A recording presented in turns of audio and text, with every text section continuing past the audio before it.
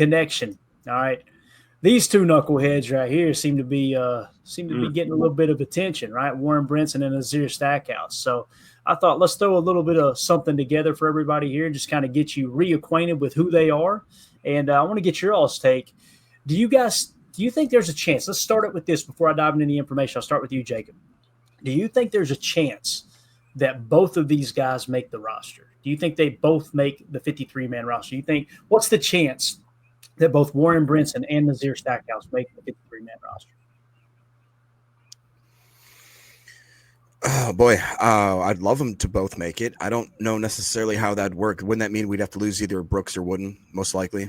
I think so. That's what we kind of came up with. Yeah, there's the defensive depth chart. So you're looking at Kenny Clark, Devontae White, Carl Brooks, Kobe Wooden. Then it would be Warren Brinson and Nazir Stackhouse, in my opinion. So if you're going to carry them all, it'd be 6 unless we break camp with 5. In that case, you're right. It would come down to Carl Brooks or Kobe Wooden, one of those two getting cut. Yeah. I think there is a chance. I really think Nazir Stackhouse to me has shown more than Brinson, and that's not. I haven't been there. I haven't been on the sidelines. I think Tim, if he was here, would have probably a better recap than I could give you. But I just think that they're very hesitant to give up on their draft picks, and I was real high on Carl Brooks. I know a lot of people were. We've had Colby Wooden show up in certain situations. I'm pretty sure that both of them have blocked kicks in certain game time situations. So while I'm not ready to see them go, I think honestly I'd have to give them more of the type of like grace that I give like third years, and second year guys. Like I'm here rooting for LVN. I should still be rooting, for Brooks and Wooden. So I think it's more likely that not both of them, but I could see it. Yeah. What do you think, Emilio? Yeah, that's a possibility that I think it would come down. I'm sorry. We did break camp with 5. I apologize. We did break camp with 5. Okay. So, yeah, I mean, I think it's a possibility. If we're dropping one to try to make space for him, I would probably lean on Wooden, though I wouldn't like that just because he has been working hard. I think that he does deserve a shot in there. But, just following, you draft one, right, you're going to want that player on there. And then you kind of see, okay, do we have more with, Stackhouse than we do with Wooden? Potentially. If he keeps showing up like that, you're going to play yourself onto the field depending on how you show up in practice. I think that's a complete possibility. I'm sitting somewhere around 65%. 65%. That's what So I'm cool with it. I would love to have them both, but you always have to lose somebody. Yeah. Elijah Gwynn says Sterling Sharp walking out right now. Shout out to him on a legendary career cut too short. Love to see it as he's obviously they're having a Hall of Fame game tonight. First player to catch for back-to-back years of 100 receptions. Love that. Mm-hmm. See, kind of bigger body receiver too. He was the TO before TO, if you will, right? That kind of build. Now it's a damn shame that it's being overshadowed a little bit. What's going on with his brother Shannon? That news breaks that he's released by ESPN for all that. Literally the day that we start the celebration, essentially for the weekend, leading into the weekend of Sterling getting his long due credits. So that kind of sucked. But when you got a knucklehead brother doing knucklehead things, it's something you got to deal with too, I guess, right? So moving along here. So introduction to the rookies. Let's just talk about them a little bit. A pair of Georgia rookies, Warren Brinson and Azir Stackhouse, are making an impact on the defensive line. Player backgrounds. Warren Brinson was a 6th-round pick from Georgia, right? Look at these PFF grades, guys. So starting in 2020, 44.5. He jumps to a 67.7, then a 72.3, 79.1, and then a 73.9. Notice that 79.1. That's that range that we were talking about where going into his final year in college, he was considered a first-round talent, right? Nazir Stackhouse. Right. And then you've seen him sink out of sight as the year went along. Now, in 2024, finishing with a 73.9, that ain't that bad. That ain't a bad grade at all. So there is his PFF grade. AFAM's mom in the chat says, Spammer's more consistent than my probation officer. Unbelievable, man. All right. Let's look at Nazir Stackhouse. Now, this one kind of surprised me. I'm sorry, Warren Brinson. I got him mixed up with Stackhouse. Warren Brinson was not the one that was projected as a first-round pick, okay, the year before. I apologize there. So we talked about his PFF grades. Nazir Stackhouse was the guy who was projected as a first-round talent going into the final year of his college career, okay? In 2020, a 59.8, then a 65, 73.8, fell back to a 70.5, and then his final year in college jumped all the way up to a 75.2. So he actually had a better year in 2024 than he did in 2023. I think 2022 was what really put him on the map for everybody. But when you look at their size comparison here too, one of the things I will say, Warren Brinson seems like a little bit better pass rusher than Nazir, and Nazir is more of a run stuffer. As you see an 83.1 run stop grade there, or run defense grade, I should say, for PFF, as where Warren Brinson's was a 75.5. But when you look at their size, Warren Brinson 6'4", 310, and then our boy Nazir Stackhouse, according to PFF, 6'3", 320. So that's how they shake up there. Obviously, they got a shared history here. They were roommates as freshmen at Georgia, played their entire college careers together with the Bulldogs, and are now lining up next to each other on the defensive line, obviously running with some of the backups there in camp. Current roles and performance, both are getting work on the reserve defensive line units. They have stood out, especially against the run, by clogging middle or penetrating the backfield to disrupt plays. I know we've seen several tweets come out of camp that both Warren Brinson and Azir Stackhouse have been pretty damn good against the run at camp. Brinson's shown flashes in the pass rush ability as well. Stackhouse is working on the pass rush after primarily focusing on run defense in college, playing that true nose tackle position. I'll just pause right there. Anything you guys have gleaned from it after seeing the PFF grades? We'll start with you, Jacob. What are you thinking? Anything else changed there in terms of your mindset? Yeah, I mean, honestly, I didn't realize that both of them graded out as well as they did. I don't know if I maybe missed it or if it just didn't register with me the way, especially Brinson. That was very impressive to see. You know, we love progression. That's kind of my big thing. And same thing with Nazir. I really honestly think that there could be a chance that both of these guys could that's the thing right here. I was just going to say, I don't feel like that any one of them is going to pass waivers. I was just going to say that. Thank you, Doc.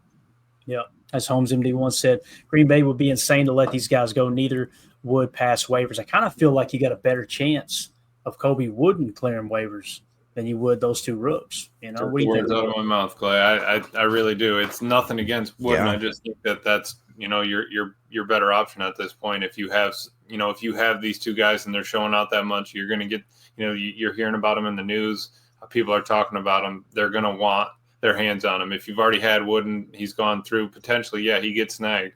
But that's another thing where you could go and say, hey, Matt Orzich, we need you to take go kick rocks for a day or two. We'll bring you back here. But, we just need to get this one last dude on our 53 when we make those cut downs. And making the roster, I think that's a possibility with TJ Slayton kind of sliding out of there. We don't quite have that sort of body style. So I think that him that being his forte, I think that's something that we could look into bringing him back.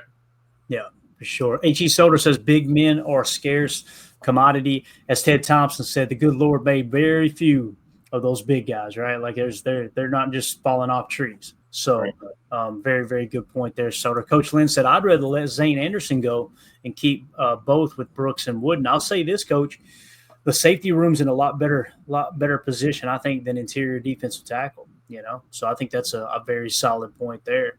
And then, of course, Deadfish says Wooden is not the same type of player, much smaller, 40 to 50 pounds. Here's what's crazy, Deadfish. You go back and watch the tape last year, you see Carl Brooks and Wooden playing a lot of one-tech in that nickel 4-2-5, which is the nose. Surprised the heck out of me. So it's like, now Wooden obviously hasn't been as healthy as Carl Brooks, if my memory serves me correctly. But whether he's undersized or not, they're putting him in at the one tech. So it's more about in terms of deployment as it is body build, body size. That's the way I see it anyway. I could be wrong, but all right. So Nazir Stackhouse's quote on adjustment: I got to be prepared in those moments. Stackhouse said of the adjustment, when we're doing 2-minute, like I can't just be lackadaisical on the sideline. I have to always be expecting coach to call my name, because they're not just asking me to stop the run here.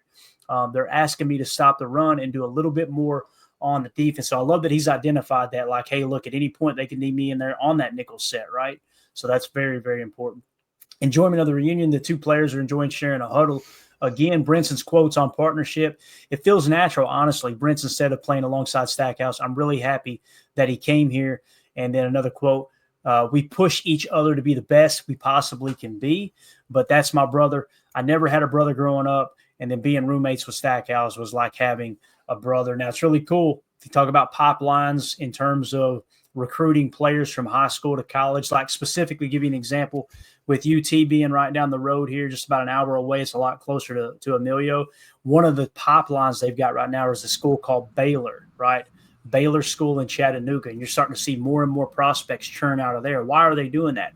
Because you got guys that were potentially teammates, but they're still going back to the high school and giving back and helping work with the coaches and working out there and everything. You got this just ongoing camaraderie as opposed to let's pluck this guy from California and let's get this guy from New York. Let's throw them in alongside each other and expect them to play for one another right off the bat. There's something to be said for that. And you're actually seeing now, this is a really cool story. I talked about it briefly before, and we got confirmation through all the media. Pretty cool. I had this information 2 weeks before the media got it. But Peyton Manning has now officially enrolled Marshall Manning, his son, into Baylor. And people say, oh, they're coming back to Tennessee. Yeah, they were living in Colorado because, he's still involved with the Denver Broncos. So he brings his son all the way back across the country to go to Baylor. And now you're seeing Tennessee fans start to connect the dots and go, oh, it sounds like Marshall wants to be a volunteer. So that's going to be a really cool storyline. And he's got to go out and play. It don't matter who your dad is. If you can't play ball, you can't play ball. But that's just another example of even at the college level to keep that chemistry going and that camaraderie. Does that make sense, Jacob, how you want to kind of keep guys that are familiar with each other, familiar with programs, how they're coached up, and just kind of keep putting them in the same environment together? Yeah, 100%. I mean, it makes total sense to me. I actually, like I've talked about when I was a sophomore in high school, Craig Urbeck went on to play for the Badgers and start, I think, for 3 seasons, if not 4, followed by his sophomore teammate Eric Vandenheuvel went to Wisconsin. Both the guys were absolute studs there. Urbeck actually got drafted by the Bills and then ended his career with the Steelers. So like it makes sense. The guys that actually have played literally right next to each other or in the same line and the same lineup for years. It makes all the sense in the world that you want to keep them together. Yeah, definitely. Emilio, you got anything else on this, man? Georgia connection down here with these guys? Love that brotherhood, man. And it's not just those two. You add in Quay, we had Eric Stokes. We've kind of gone to that well. We've talked about Goody going to the well before. But it's kind of the mentality, that drive of with the G on your head down there, you got the same one up there, different colors. Let's still have that family mentality. Let's still build. Let's still chase after the natties. And then Super Bowls now. I think that's what it's all about. And that brotherhood you make in camp, rooming together, all of that. There's you're not breaking that. So those two have their have each other's backs for sure. Yeah, like Emilio, I got some live news to report. What you got, man? The Lions on their opening kickoff fumbled it, and now it is the Chargers' ball inside the red zone nearly. That's it. We got the North this year, boys. It's over. It's over. Love it. Thank you for that breaking news there, Jacob. We officially have football, boys, in 2026. 25, sorry. I'm getting ahead of myself. Looks like his knee may be down. Could be down. They're going to review it. Of course. Well, at least we get to see all that new stuff, right? They're talking about the laser first downs. You got the cameras now everywhere, so I'm excited to see all that. Right. All right, let's move it along, guys. That fumble wasn't very gritty, Ron Sample says.